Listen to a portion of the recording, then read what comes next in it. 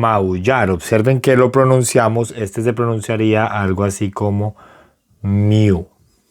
Luego tenemos bark, ladrar. Se pronuncia igual como lo escribimos. Bark. Luego tenemos moo, mugir, moo.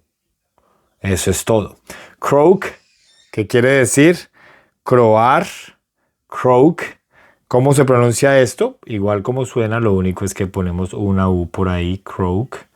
Luego tenemos neigh, neigh, que quiere decir que relinchar. Quack, quiere decir graznar, perdón.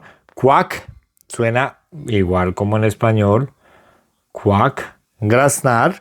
Y por último, buzz, buzz, quiere decir zumbar.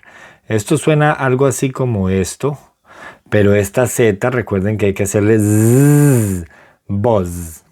Mew, bark, moo, croak, neigh, quack, buzz. Y estos son sonidos de animales.